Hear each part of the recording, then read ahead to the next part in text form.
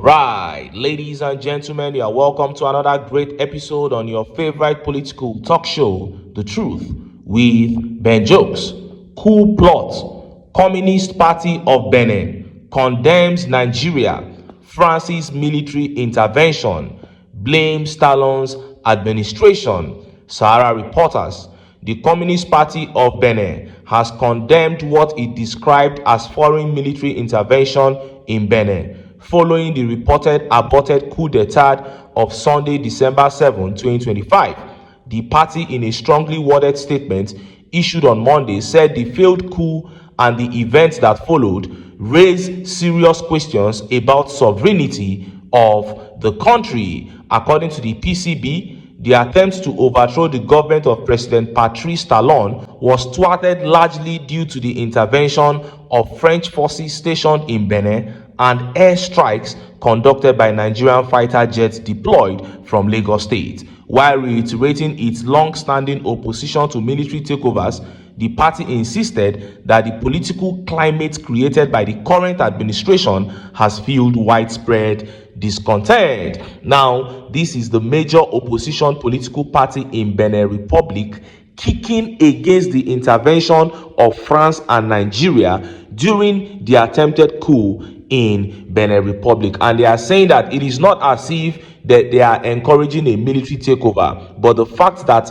other countries had to come into the country uninvited to come and do what they did means that the sovereignty of Benin Republic was infringed upon during that exercise. This is the same infringement that Nigeria complained about when Donald Trump proposed an invasion of terrorists in Nigeria, and we went ahead and did it. This path that we are treading upon as a nation will not end well. Now, let us look at the top stories. Just as this major opposition party in Benin Republic was complaining about Nigeria infringing on their sovereignty, a very big update began making the rounds. Nigeria Air Force, out of nowhere, they went to land inside Burkina Faso, and Captain TRAORE, the military junta of Burkina Faso, seized the aircraft, and 11 military officers that were found within were detained in Burkina Faso. Now he has sent a strong message to Nigeria that this is what you have done, and if you are calling for war, then we are ready. And next is that obnoxious one coming out of the FCT. Before I show you details of these top stories and how Nigerians reacted, let me quickly show you this video. But the question then becomes, if we look at what should the defections, what should real defections, when we are swapping, moving from party to party, cross-carpeting, what should it really have been about? If you're saying it's not what we are seeing now, because it almost seems like it's not pro people, right? But what really should it be about in the truest sense of it? Now, when you are decamping, you should be decamping based on programs, policy, and ideology, such that if Party A, for example, if you are in PDP and you are decamping to APC without any form of research, I should know where you stand. So I should be able to say that if you are, for example, APC, you stand for state police, you stand for free education, you stand for free university, whatever, you stand for autonomy of judiciary, you stand for free election. Those are the things, those are the ideology. You stand for empowerment of the people. So if you are for PDP, you are standing for non-Sharia state, that Nigeria is a secular state. So when you are for the PDP, I should be able to know that, oh, you are talking about federalism, or regionalism, free education, free youth empowerment, and all of that, regionalization, and all of that. So decamping, movement, cross-carpeting should be on the basis of ideology and ideas. That, oh, I'm no longer staying with this political party. I'm not subscribing to my political party because they have deviated from their programs. When we were voted in, we told the people that we are going to give them free education. When we were voted in, we told them that we are going to give them employment. We say we are going to give 1 million Nigerians this amount of employment. We are not doing that. We believe in secularity of Nigerian religion. We are not subscribing to a particular religion. We guarantee them that we give them security. Now we are not doing that. And I think I should go to party B that seems to have that ideology, that are following their programs, that are tied to their manifesto, and that is the reason I'm going. So the basis of the deflection and cost carpeting should be based on ideology, programs, agenda, and manifesto, not for political advantage. All right, so again, one of those things that was trending and that has come up is the fact that people are saying, hey, it would seem like we are practicing an unintelligent democracy or an unintelligent policy, or, politics rather, polity. Do you subscribe to that, consciousness that said, hey, we're just doing akara and beans kind of politics? Pure water, take this one, give me that one. We're not doing things that have that intellectual depth. And that might also be one of the biggest problems of the nation as we speak. Very correct. The truth of the matter is this, and it's very sad.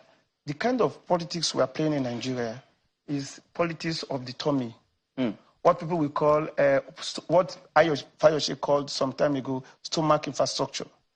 So we are talking about the kind of politics we play is politics of contract. I am in this party because I can gain contract. I can be empowered. When I'm in this political party, I will gain contract to supply, to do federal government contracts, supply street lights, do roads. So that's the kind of politics. So the politics is not about the people. And so we are now in a course. For example, you could see for a serious matter like insecurity, that it is in the United States that the Congress is organizing debate. You saw that clearly there. The interviewer and the interviewee were clearly on the same page there, that the defections in Nigeria, the defections of politicians from the PDP to the APC and from other political parties to the APC is based on stomach infrastructure. They are doing those things basically because of the favors that they can gain, not because they want to deliver any good service to the people. And of course, the kind of politics that we play in Nigeria is bread and akara politics. I exchange this for that. It is important to continue to have conversations like this. Yes, because the political class must not come to a position where they would have completely conquered the people and then the people have accepted it as normal life. This is how we will continue to stress the fact that what we have in Nigeria is a pseudo-democracy. This is what we will continue to talk about in Africa, because something has to give. We cannot continue like this as a people. That if we continue like this, Nigeria and the entire continent will remain on the dark side of history. Now, let us look at the top stories. First is that despicable one coming out of the FCT, and next is that big one coming out of Burkina Faso. Nigerian military aircraft landed in Burkina Faso with 11 military officers, and Captain TRAORE, the leader of Burkina Faso, has now seized that aircraft and detained the officers because they don't understand why in the world Nigeria will be sneaking up on Burkina Faso with military aircraft. Let's start by taking that update from the FCT. Look at how the papers reported it. Breaking: FCT administration under Minister Wike restates ban on smartphones, says only touchlight phones allowed during work hours. The Federal Capital Territory Administration has issued a new directive prohibiting the use of smartphones and other smart devices by staff members on grade level 14 and below within office premises during work hours, Sahara Reporters has learned. And this tweet by Kehinde Oluwasegun says, "It is only God that knows where this order that trampled on workers' rights leads to. It is so disappointing and disheartening for NLC TUC, the organized labor silence on this matter. If the civil and human rights community allows this to slide, workers will be exposed to more abuses." And Mazi says, "This is hilarious for a country working to bridge the existing digital divide. Civil and public services all over the world are migrating to the digital front. So how will the FCTA bridge the existing gap if smartphones are banned?" Anyway, this retrogressive order can't be true. Mazi is saying that this is not going to stand because the world is moving forward, going smart, going digital. And now FCT minister, because he had a tussle with a naval officer and he was caught on camera, is now saying that all phones should be put aside during working hours. This is what we are talking about, saying that what we have in Nigeria is a pseudo-democracy. In a democracy, you are telling people to put away their mobile phones, their personal property. They shouldn't bring them to the office because you went to useless yourself with a naval officer. So the citizens are looking at moving forward as a nation, but the political class keeps drawing us back. This is such a shame. Whether this thing goes through or not, the fact that a minister can even utter this from his mouth is disappointing enough. And just as Nigerians were yet reacting to this, that update from Burkina Faso, that one that has now sent tension all through the country, began making the rounds. Nigerians are saying, is Tinubu trying to start a war with Burkina Faso? Look at how the papers reported it. Burkina Faso detains 11 Nigerian military officers, seizes Air Force aircraft for crossing into country. The Burkina Faso junta has said it detained 11 Nigerian military officers and seized a cargo plane belonging to the Air Force following an emergency landing in the country after they crossed into Burkina Faso airspace without authorization. The Confederation of Sahel States informs the public that an aircraft belonging to the Air Force of the Federal Republic of Nigeria, C-130 type, was forced to land today, 8 December 2025, in Bobo Dioulasso, Burkina Faso, following an in-flight emergency situation while it was operating in Burkina Faso airspace.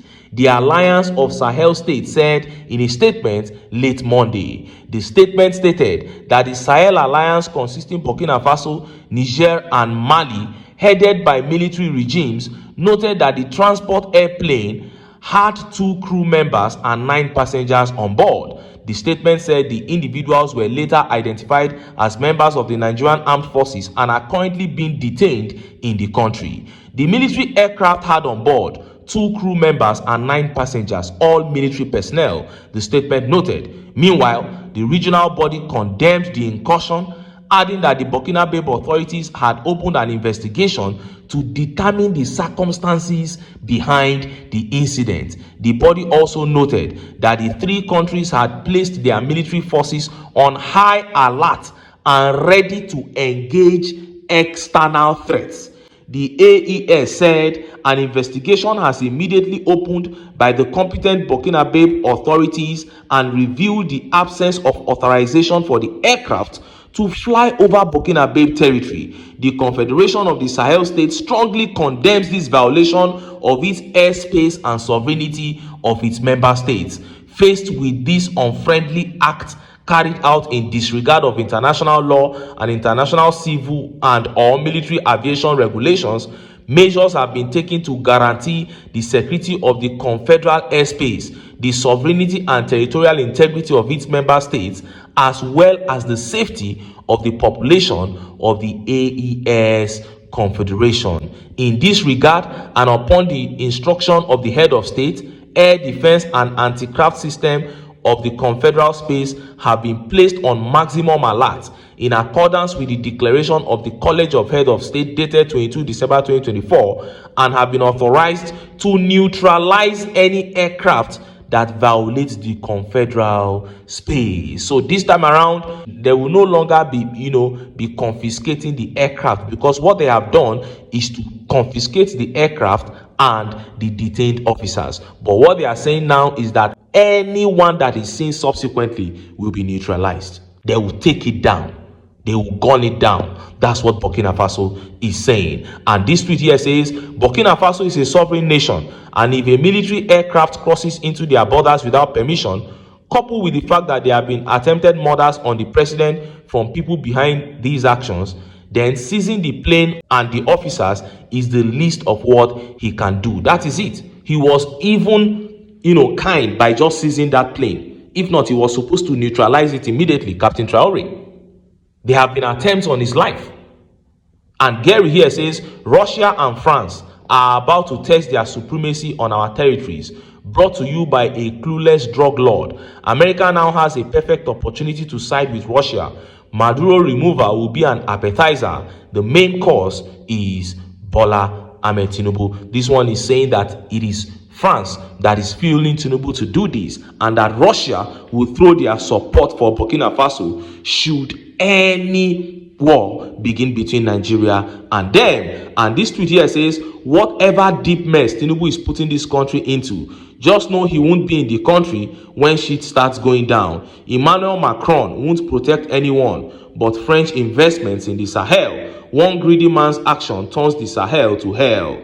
God, please save us. Wow. And Sonky here says, with the current global tension, Africa could end up becoming the testing ground for a future world war. If that happens, Tinubu may be remembered in history for his controversial role and for acting like a political puppet to Macron's interest. Many Nigerians believe that the president of France, Emmanuel Macron, is the one setting Tinubu up to this. They believe that he wants to use him to attack Burkina Faso and the junta. And this tweet here says, when you look at the distance back to Lagos and the distance into Burkina Faso, you can easily agree that the Nigerian military did this intentionally to probably start a war, and France would get involved and get rid of the leaders of those three countries. This is Kudi saying that France has set Tinubu up to this, and they want to get rid of Traore and the leader of Mali and Togo. But then Yemi Brown replied. He said, I can assure you that many of us will support Burkina Faso. Despite being bona fide Nigerians, we will never support the useless puppet we call our leader. Remember, good governance is what truly inspires patriotism. And now replied, he said, and Burkina Faso doesn't have international friends. Trump will be so happy to see Nigeria fall. This guy is replying him saying, you are saying that France is going to support Nigeria, but you have forgotten that there is Russia to support Burkina Faso, and the US will support Russia on this. Now, this is not even a discussion that we should be having. With all the serious issues that we have in Nigeria, why have we come to a point where we are having discussion about invading a nation that is doing well, a nation that the people are happy with? Just a few days ago, a coup was going on in Benin Republic, and Macron put a call to Aso Rock. Before we knew it, Nigeria was sending fighter jets to Benin Republic. What is our business with that? Fighter jets that we normally don't deploy that fast to areas that are being hit by terrorism right here in Nigeria. This shows that priority has been lost. Whatever tension they are trying to brew with Burkina Faso must be killed now. Nigeria cannot afford to have any kind of altercation with any nation. We are not even prepared. We are not prepared for it at all. Ordinary Boko Haram in this country, we have not been able to defeat. This is not a time to try any nonsense with any country. We'll keep our fingers crossed and see how this event plays out. Anyway, make I leave am here. Make I still enter town. Make I go get some ogbonge political news. We una go like. Why? Because of una. Now I dey here. So don't go away. Don't go away.